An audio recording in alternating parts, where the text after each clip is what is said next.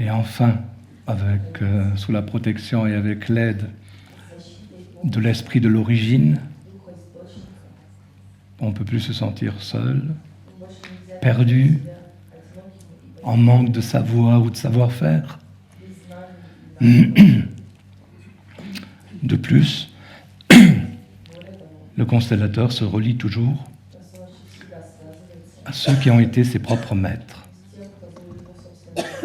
Ainsi, dans le cadre de ce travail spécifique, nous nous basons sur un passé qui est d'une part la transmission des maîtres de Samara et des derviches, et d'autre part sur les connaissances issues d'une part du taoïsme chinois, donc de Lao Tzu, et d'un des écrits qui lui est attribué, qu'on appelle le Tao Te King, oui, et d'autre part sur l'interprétation et les commentaires du Yiking par Confucius. Voilà les sources un peu exotiques de mon travail, auxquelles se rajoute ce que j'ai appris de tout ce que j'ai observé depuis 40 ans. Et on peut rendre hommage à certains dont je pense qu'on peut s'inspirer.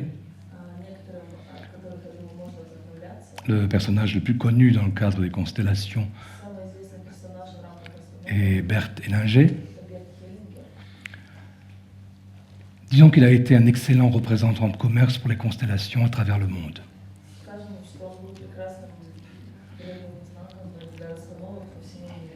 Mais contrairement à ce qui est dit, ces véritables sources sont d'une part une organisation derviche qu'il a rencontrée en Afrique du Sud, dirigée par Pak Subu, qui est une organisation spirituelle qui pratiquait des constellations, des représentations depuis des siècles.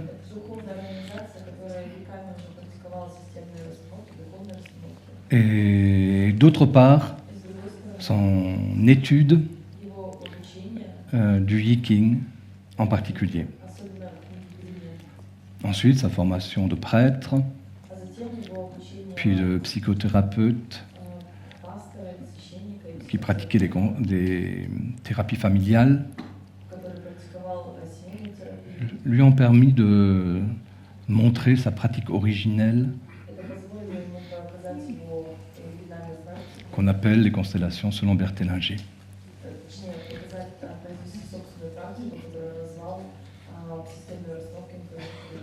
Mais c'est bien à lui qu'on doit d'avoir fait connaître la méthode à travers le monde.